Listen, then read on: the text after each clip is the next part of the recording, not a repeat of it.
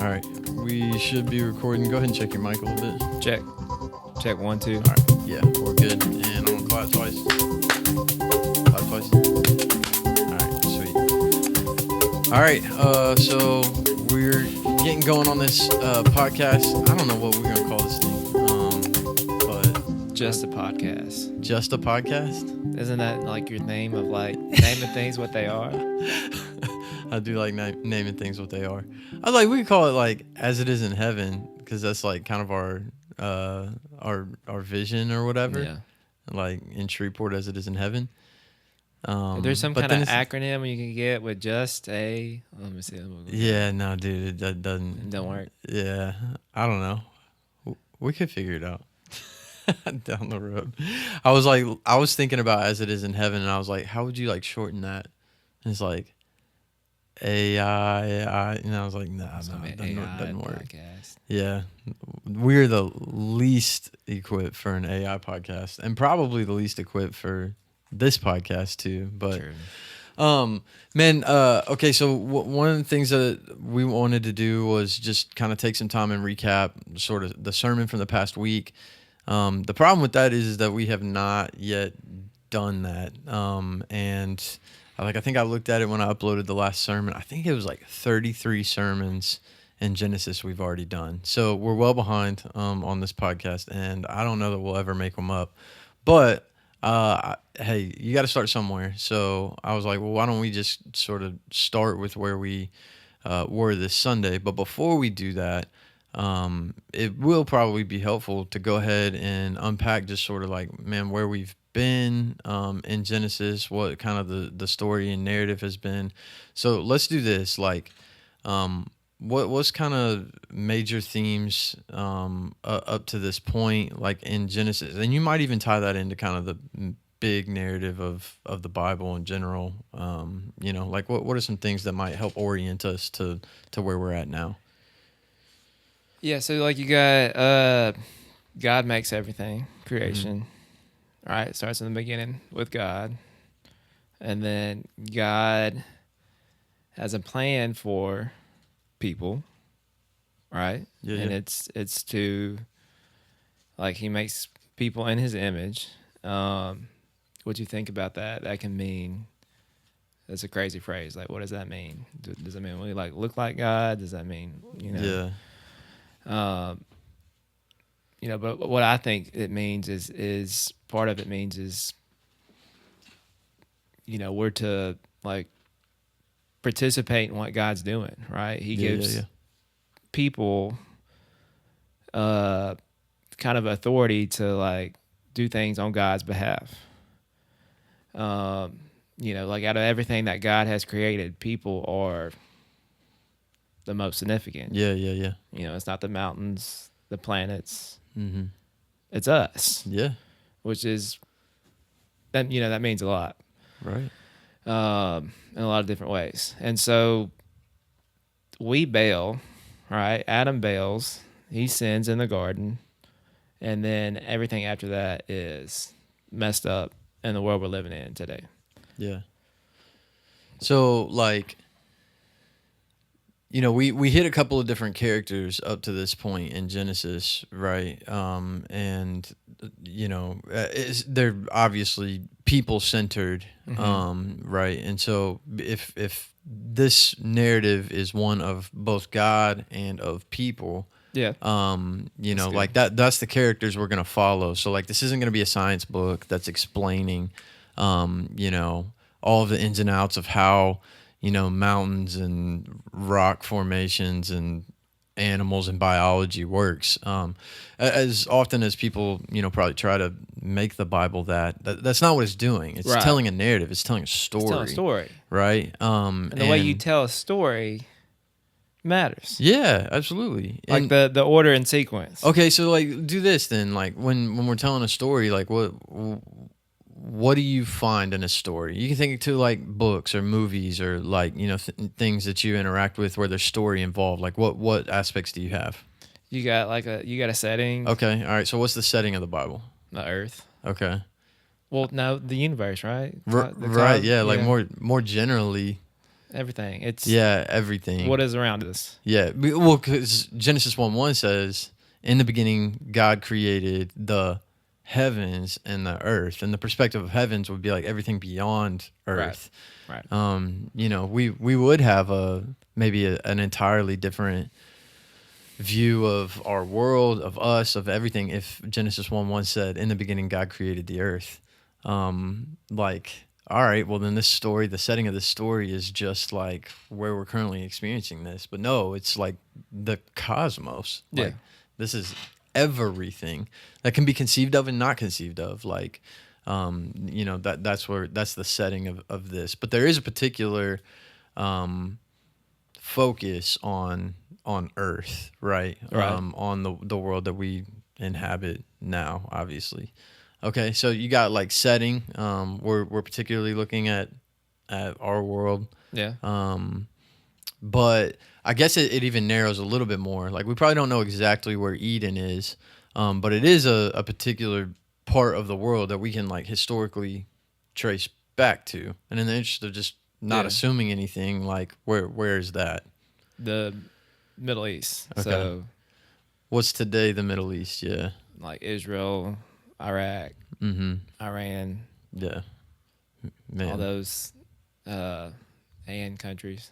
One thing that like really popped up to me as I was studying in Genesis, especially because like there's a lot of kind of journeying that goes on, and it like there is some geography that plays into this. But one thing that popped up that was pretty interesting to me was discovering like how small everything is. Like That's wild. the scope of like the north side of the Promised Land in Canaan to the south side of the Promised Land is like about the top of Louisiana. Like Louisiana is like a boot. Yeah. It's like from one side from Texas to Mississippi. And It's a lot bigger if you ain't got cars and stuff. Yeah. I mean, like if you're walking, it's like a whole different beast. We can make that trip in, I don't know, it's like 2.5 hours or something like that. But if you're walking, it's definitely bigger. But just in the scope of the world, if this is like the most significant story that impacts the entirety of the world, it's happening in a very small place.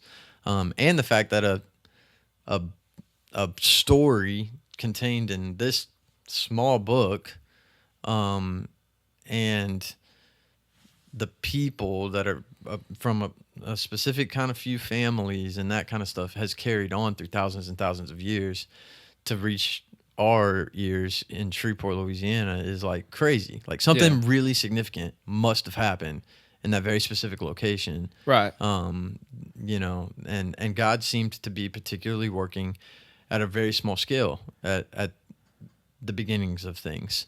Well, it's like, you have different elements of stories, like you got the conflict and all that stuff, but also like the way in which you tell a story is important. Yeah. Like time. Okay. Like you're one of our favorite directors, Christopher Nolan. Yeah. He does this with time. Yeah. Like that's his thing. Like your favorite movie is Tenet, right? Yeah, I mean, I don't know, just only like every Christopher Nolan movie ever. Well, like, if you look Tenet's at up there. If you look at that movie, though, that movie is bizarre. Yeah. Like the timeline on that, like try to explain that going back and forward in time. Yeah. It don't make a lot of sense. Yeah. I mean, and like that, but that's I think the some whole people don't point try hard enough, but yeah. Of the movie is like the whole thing of time, like, or if you look at if you look at Star Wars, right? Right. So Star Wars, it starts. So last week, one day this week, I watched Star Wars for the first time with Ezekiel, my nephew. And the weird thing about it is that he's played like all these games and stuff, so he knows the plot of Star Wars. Yeah. So he knows Obi-Wan's gonna die. He knows Darth Vader, spoiler alert, is Luke Skywalker's. Bro, are you kidding me? I mean, it's been 40 years now. Right? Is his dad, and all that stuff. And so he asked me all this stuff. He was like, well, why is he in the suit? And I'm like, well, I can't tell you, that's going to ruin the story. Yeah. Right? Yeah, he's got burned. Yeah. And you have you have to actually watch the movies, even though like the events of the stuff. Right. It's told in different stuff. Yeah. Whatever. And the Bible's doing that too. Because Okay. Yeah. if you look at that in the beginning, right, it's big in scale, right? Yeah. It's creation, fall, flood, Tower of Babel, all this stuff that deals with everybody. Yeah. Yeah. Yeah. That's universal in scope. Yeah. And then it narrows down on this like one dude Yeah. named Abraham. Right. Right. Right. And if you look at it and you think about it, you think that it is narrowing, but in a sense, it's not, Right. because God has called this one person, right? Yeah. And He's called this one family, and they're going to have a bunch of kids, Yeah.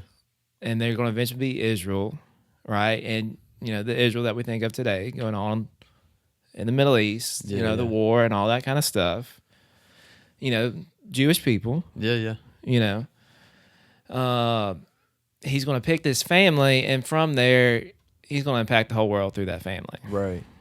Yeah, I think it's fascinating, right? So because what we get in the Bible is just that. It's something on the largest scale possible. Like one of the reasons that is not often, I mean, when people talk about like Christopher Nolan and his movies like The Dark Knight or Inception or Interstellar or something like that. They think about like his kind of playing with time, or his movies ending on a cliffhanger, or make you scratch your head, or like, stories that don't make sense, or something like that. They think about that, but there's some other pieces that I really like about him, just like as an artist and director. Yeah. Like he films on IMAX film because he wants it to look as best as it possibly can at scale in a movie theater. Right. Like that's part of his principalizing of storytelling, is he wants to tell massive stories that have huge kind of implications for all of our lives. And then, but the piece of it that you have in a story is, but you have to have characters. Right. And so constantly, I think just in this life, whether you're a Christian or not, like you're constantly trying to balance, like, okay, am I missing the forest for the trees?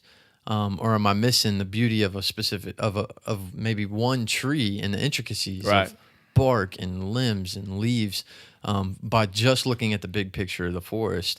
And what's crazy about the Bible is at every turn, because what you're dealing with is God and people, you're dealing with massive scale stuff and small scale things. Yeah. And it's really like you got like the turning point in the story. Well, I mean, I guess we could say it's a turning point when God calls Abraham, because it's like a hinge, I guess I should say. Yeah. A hinge. But like I remember Miles told this story one time, and it was a story that his professor, Dr. Vassar, told him. Okay, so, and he basically, Dr. Vassar or somebody in his family, I think it may have been his dad, somebody in the family, whatever, was talking to like the grandkids in the family and was like telling the story of like there was this prince in this land and they went off to war or whatever and told this soldier to go do whatever, and this soldier met this woman, and then they met and they married and they like fell in love and had kids, and it's just like really elaborate story with like all this stuff in it. Yeah. But like the point of the story was he was telling the story of their family. That's crazy. Yeah. And then like Miles was like saying how like the older people are probably like rolling their eyes thinking this is retarded. Yeah. But like the whole point of the story is that it involves you. Right. And so like with the Bible, that's what God is doing right now. Like he called this group of people, Abraham's going to have children, right? And it's through them, right? He's going to bring blessing to the world. Yeah.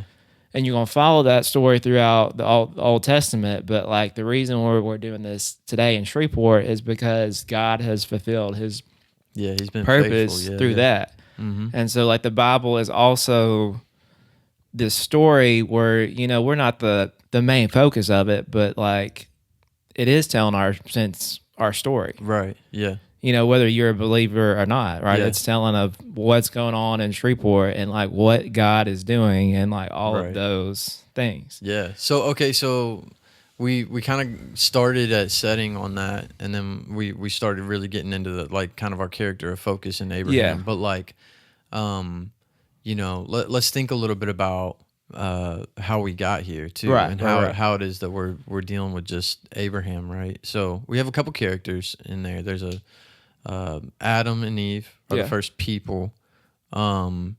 And then we have like the serpent, right, is a character who comes in and which is the doesn't devil. just show up in the garden. Like there's themes of the serpent throughout the rest of the Bible, but in this particular moment, I mean, it takes all of 3 chapters for this serpent to be super crafty, it says, and really deceive Adam and Eve.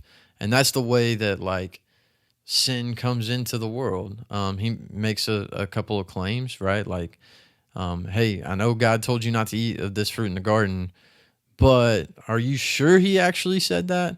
And it starts to like stir up in Adam and Eve. Like it reads like they're kind of insecure about whether or not God really said that. Yeah. And then the promise that the serpent gives is like, you can be like God.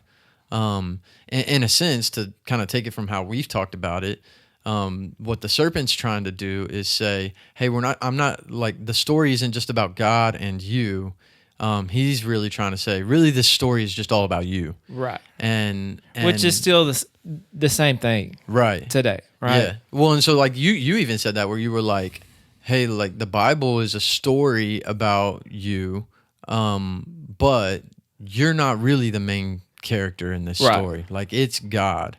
And the serpent is gonna, and has since Genesis 3, even until today, has been active in deceiving people by telling them that this story of this life and this world and the cosmos is about them, right? Not about God. And so, you know, like that is maybe the first kind of obvious hinge or turning point in the story. That's the conflict, right? Yeah, so that's the other piece that you said.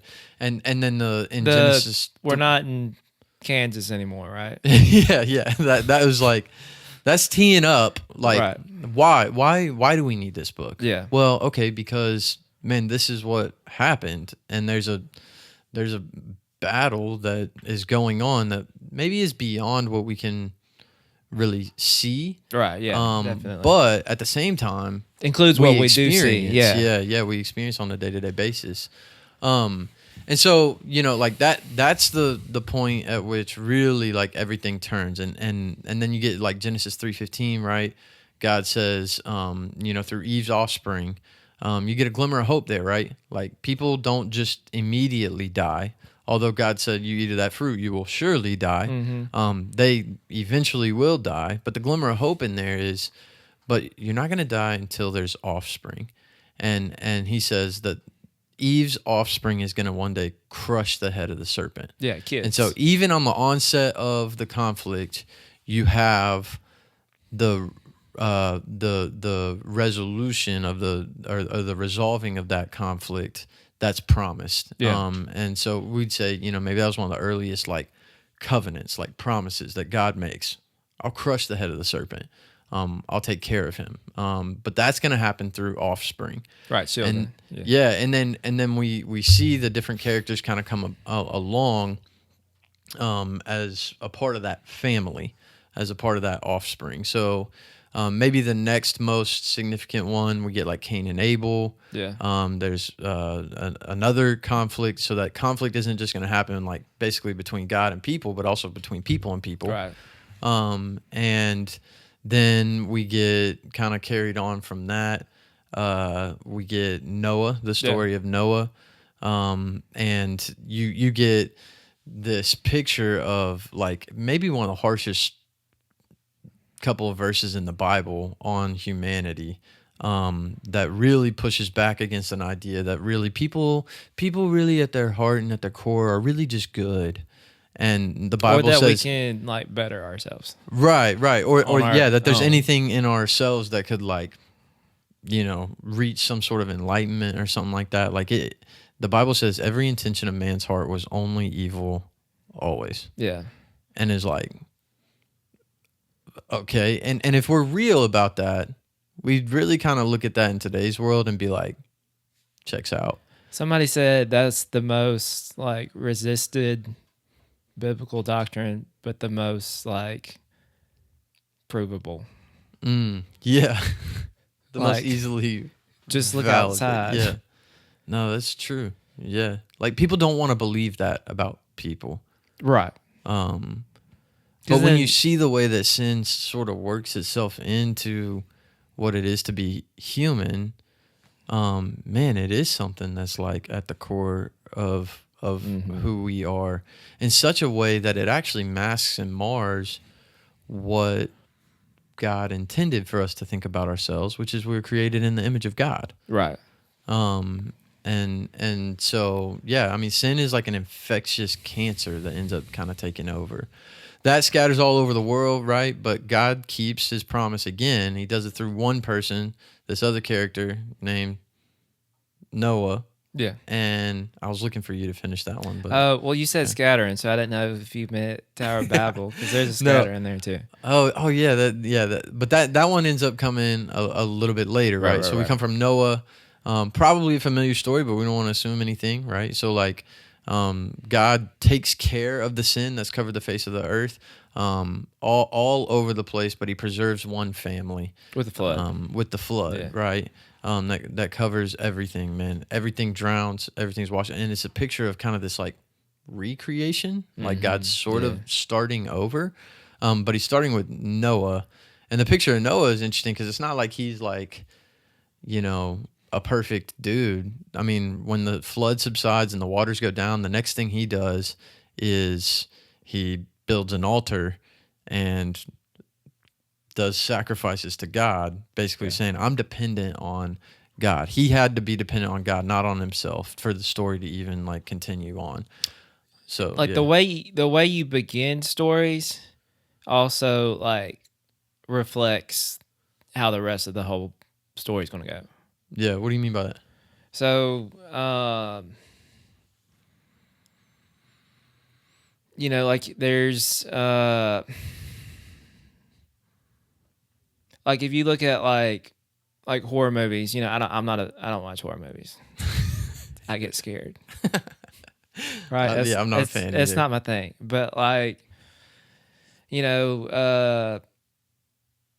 a lot of times in the intro, they'll like show like what the conflict's going to be. Yeah. Like there's this one movie where there's a black guy and he's like kind of in the white neighborhood. Yeah. And it's kind of like, it's this like racial antagonism that's going to be throughout the whole movie. Yeah. And like that's like the scary, that's what the horror is going to be. Yeah. Or just stuff like that. So like it's telling a story of there's a conflict. Right? Man is sinful, but of a loving God who comes. Yeah. And intervenes and protects his people. Right. Well, and like you're going, okay, here, let's lay out the conflict here. Yeah. And then you have to ask the question of how it's is this going to be resolved? Right. Is there going to be an end to this conflict? Or is this going to kind of go on forever? It's just the stakes. Yeah. It's the stakes. And maybe if you read Genesis 3, it comes off like this is going to be resolved really quickly.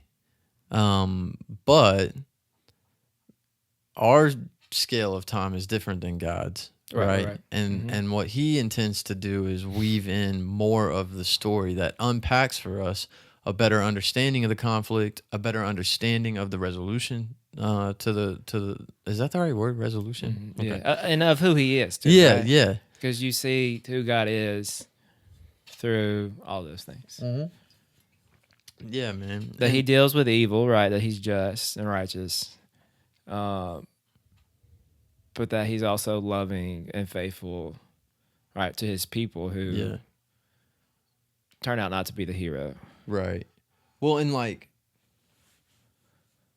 so, Okay, well let's keep on. I want to stop there because we can get really sidetracked and just Yeah. keep on unpacking the story. So we've got then this from this one family, more people are kind of filling the earth, and then you get this situation in Babel, and this picture of Babel, or what comes in the rest of the scripture to be understood as like Babylon, of this gathering of people to try to cooperate and work together, and then God kind of like shakes it up and disperses them, and you kind of like go, Yeah. well, what on earth? Isn't this like kind of linking arms? Everybody's in harmony. Like, isn't this a good thing? Like, why did God like, I Yeah. guess, kind of mess this up? And you can read it that way. But like, what's going on at Babel then? So, everybody comes together and they say they're going to build like a tower to like go into heaven, Yeah. right? So it's like a sense of people being able to reach God on their own. It's also a sense of like people using the best of humanity, like technology and stuff, to like do it on their own. Yeah, yeah. And then it's very much like an all together kumbaya kind of moment, which is weird Yeah. because like that don't happen. Right. And but it's ultimately like this like rebellious like rebellion towards God, because God has told them to like spread over the earth, Yeah. right? Like it's pride too, right? Like if you think about all those things, they're trying to make a name for themselves, Right. Yeah, yeah, yeah. and not for God. Right.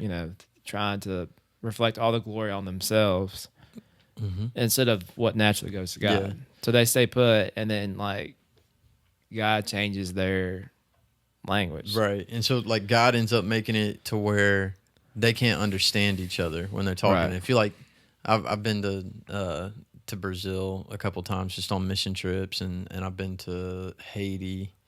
I've been to Ireland. You been to Haiti? I didn't know that. Yeah, yeah. I've been to Ireland, which kind of sounded like a different language at first. Like we got off the plane in Ireland, and it was like, what'd you say? But I knew they were speaking English, but it was like I did not understand it at all. But like, if you've ever tried to accomplish something, and in Brazil we were doing construction projects, so it was like almost even kind of similar. Yeah. You've ever tried to like accomplish something with that language barrier there, people start getting frustrated, man. And like you get to that point where you're like, hey, can you hand me that bucket? And they're like, what? And you're like, can you hand me that bucket? And they're like, what? And so you just start like saying it louder, like bucket, bucket. And they're like, I don't know what you're saying. And like it says God confused their language. And People have that conversation with me when I'm speaking English. You just have to ask Jeff Segner or Grant or anybody. Like it's not like even a a common language barrier. experience It's for just you. like a common experience. Yeah. Which So- is weird because like I do talking things for a living. Yeah, you like teach. Yeah. Yeah. The God confuses your language, even if you're speaking the same language. Yeah. Sometimes I don't even know what I'm saying. Yeah. So we thought a podcast would be a good idea. Right. Great idea. So this is like what God does at Babel is fascinating because it's almost like a judgment on God, on those people. Yeah. Definitely is. For attempting to make a name for themselves and reach up to God, when in reality it says in the Tower of Babel, God comes down. So as high as they could make that tower, God still had to come down. Like that's how high above He is. Right. Everything. And It's funny. yeah, it is almost a funny story. Yeah. But it's actually a picture of like God's incredible wisdom, because Right. it's not a story of strictly judgment, Right. where God is only just punishing people, because God had it within His power to just shut it completely down. Yeah. I mean, He had promised not to do another flood, but fire's still on the table, and so like he could have just like absolutely squashed these people, right? Which is, but He doesn't. Yeah, like which is what we do a lot of times. you know, like in different situations in our life What do you mean? where we're just like, okay, well, I'm done. Yeah. That didn't work out. Yeah, yeah. You know, whether relationships or, you know, just whatever. Right. Like, And I mean, I'm not saying that's always like a bad thing. You know, maybe Yeah. sometimes things do need to end, but like, you know, friendships, families. we're just like, hey, I put a lot of work into this We wanna check out. relationship, but they're not getting with the program. So So I it's might time as to well bounce. just throw the hands up. Yeah, it's time to bounce. And the picture of the God that we've got in the Bible is like, man, he's not going to do that. Right. And so Babel is simultaneously a moment of judgment Right. and a moment of divine wisdom. Right. Like God's wisdom to say, no, this is how I'm going to progress the story. This is how the story is going to move forward. It's not the end of a story and then the beginning of a new one. I'm going to do it in a new way that actually makes less of a name of people and more of my name. Right. And the way that he does that is different peoples, different languages, different tribes. And again, we're still in the beginning of the story, but at the end of the story of the Bible is a reunion of every tribe, tongue, nation, everybody centered around one thing. And it's not attempting to reach or access God. It's actually everybody uniting around the throne of God. And man, what an incredible picture of what God is doing in this world. And Babel is a powerful, powerful story for us to really latch on to be able to say, man, why are we so different? Yeah. Like, and the purpose is that we in different ways demonstrate what God is like, who he is, and how it is that he loves us, is patient with us, and all of that. Yeah. All right, so let's kind of keep going though. We have Adam and Eve, we have Cain and Abel, we have Noah, we have the Tower of Babel, and then we get to Genesis 12, and we kind of land from the world being populated from Babel on. We kind of land at this guy, Abraham, and actually his name's Abram at that time. His name is Abram. And man, he's like a fascinating kind of character. This is what you talked about. Like, it really seems like, okay, now we're zooming Yeah. in It's the on this. kind of a hinging point, you know, Yeah. like if you think about it, a movie, this would be like the next movie, Oh, okay. maybe. Dude, like, we were talking about that. Well, I don't know if it was you and me talking about it, but we were talking about like Dune, the first Dune movie. Yeah. Were we talking about that? It wasn't me because I tried to. It was Noel. Oh, okay, yeah. So we were talking about how the first Dune movie did such a good job of, it was a movie in itself. I mean, it Right. was like 3 hours or whatever.